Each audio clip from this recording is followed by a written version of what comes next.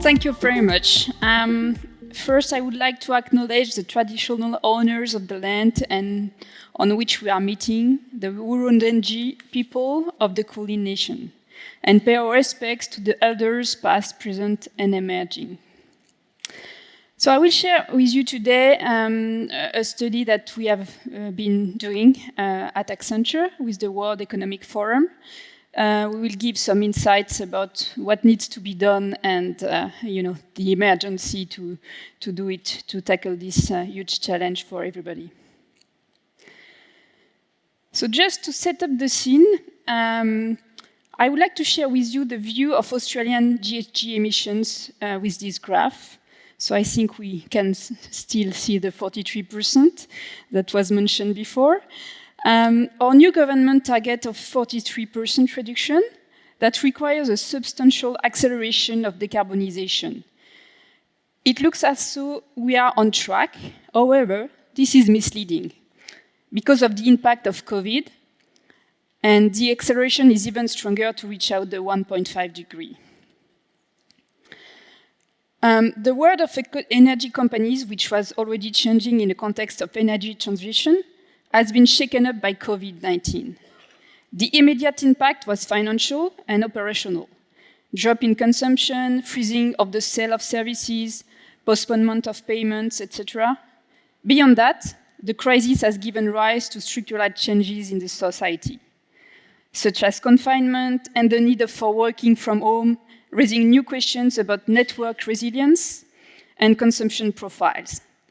The key impact, however, remains changes in consumer habits, which could redistribute the cards in the world of energy.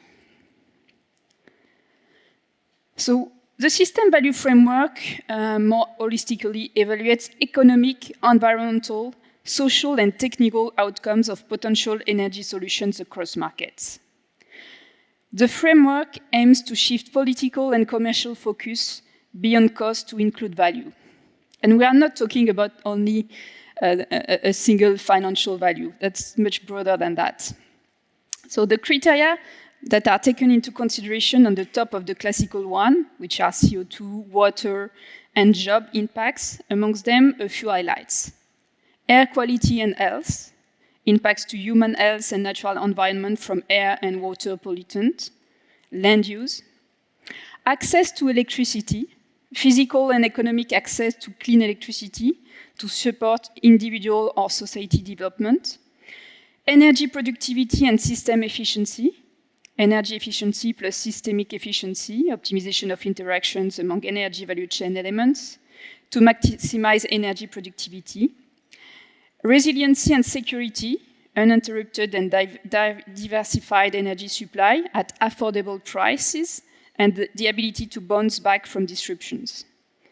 Reliability and service quality, and also flexibility. So we have just completed modeling a series of trends in Australia, and just to highlight a few statistics that you can see here. So 27% electricity is responsible of the emissions in Australia. And I can let you see the statistics. It's just to highlight what is important. So I will go through now the solutions. And before that, just would like to highlight a few items. So in Australia, household economics and consumer preferences have already driven huge changes in our energy system. With over 3 million homes acting as mini generators, we believe that a similar transformation has already begun that will drive substantial changes in the demand side of the energy supply-demand equation. A few key trends: it's take-up of electric vehicles, electrification of residential homes and commercial businesses, fuel switching from gas to electricity, take-up of home and community batteries, and further deployment of distributed solar PV. We have modeled this out to 2035 and consider them in the light of the holistic system value framework indicators that I described earlier. What we find is that by facilitating and indeed accelerating these trends, we can deliver up to 20% lower per unit electricity prices through increased utilization of the assets, substantial improvement respiratory health through reduced particulate nitrous dioxide and sulfur dioxide emissions, leading to lower asthma cases and other long-term respiratory conditions, improved quality of life, in particular mental health and sleep quality through reduced noise pollution, a greater Australia-wide resilience to economic or geopolitical shocks, if we consider the Ukraine invasion, for instance, increase in oil prices, and indeed from a national security perspective, potential interdiction of oil supply to Australia, and a greater individual resilience to natural disasters and general unplanned outages. Much of the current Australian East Coast energy crisis could arguably be slated home to climate change impacts, with very high intensity flooding causing coal shortages, whether it be flooding, wild weather impacting transmission or distribution line, or bushfire impacting supply, or other unforeseen unplanned events. Being individually and as a system more resilient to these unexpected events is valuable to consumers. So that's much more broader than CO2 reduction, as I was saying. And I just would like to outline these 4 interventions that needs to be taken into consideration to accelerate this change. So the first one is e-mobility and EV acceleration. So we've modeled an acceleration of the rollout of electric vehicles to be all new vehicle sales in 2035. This is faster than any current Australian government plan, but is nowhere near as fast as in Europe. If you consider Norway, they already have 80% of their fleet electric. This may, of course, require a raft of government policy changes, potential changes in automobile emission standards, but let's say those are done. I would also call out that our consumer research has found a significant amount of what we call pent-up demand, where people are waiting for the existing car to fall or their favorite EV model to be available in Australia before they go ahead and buy the EV.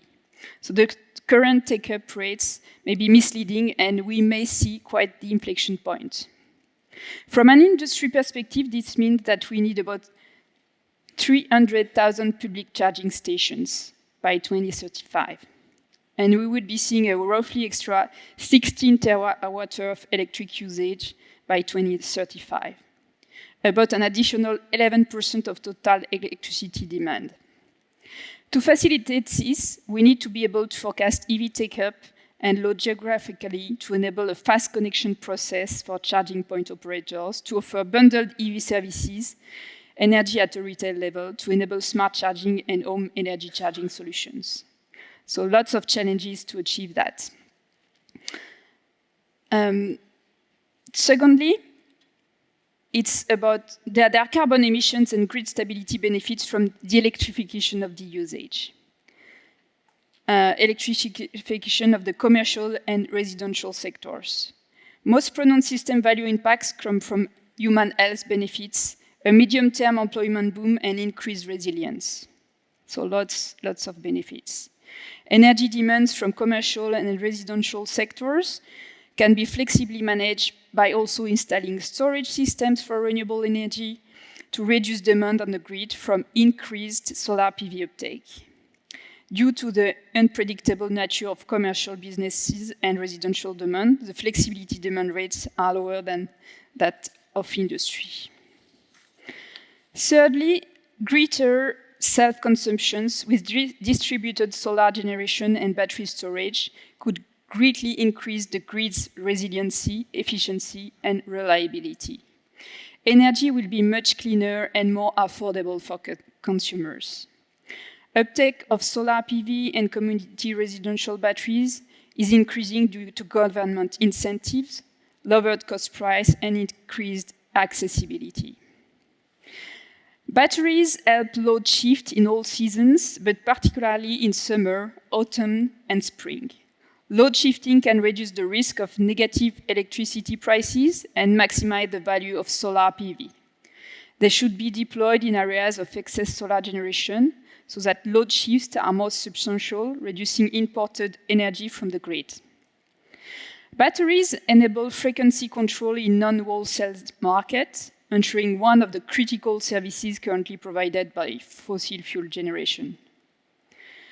Initial costs for households and communities are substantial, but increase self-sufficiency and lower utilities bills in the long term. The embodied emissions of batteries are high. However, in the long term, batteries will be recycled. Batteries formerly used in EVs may be upcycled for pairing with solar PV. And last but not least, it's about industrial clusters. So move directly to electrification for low temperature processes using heat pumps, which have higher efficiencies than gas boilers. For high temperature processes, hydrogen will be required. This can be created through the electrolysis of water. When the hydrogen is burned, the water is reclaimed. Establishing industrial clusters that are powered by renewable energy will achieve operational efficiency, providing economic benefits of billions of dollars and hundreds of thousands of jobs for the zero-emission economy. Renewable hydrogen, ammonia, green steel, aluminium, and other metals. A network of 13 industrial clusters has been identified by National Energy Resources Australia to drive market activation, establishing a global identity and recognized brand in the emerging hydrogen industry. So what is the link to sport and racing? So the racing and breeding industry relies heavily on greenhouse gas emitting fossil fuels from energy, gas and electricity used to power buildings, infrastructure and machinery, transportation, petrol and diesel to transport people and horses nationally and worldwide. So obviously, there are some means to decrease that. So using renewables with solar and batteries installations, energy and water efficiency with frugal consumptions and energy management, and e-mobility, at least on site. Even for now, transportation in long distance is not that easy. Still on site, that could be used. So with these key trends that Accenture has modeled, we found that there is a significant value to be added for individuals across indicators such as health, electricity prices, resilience and security, reliability, and service quality. So you can see on these graphs all the benefits that could be taken out of an acceleration. And I would say also that everybody's matter, and we need to make common efforts to manage and to achieve the targets and this 1.5 degree to keep that in mind. Thank you very much.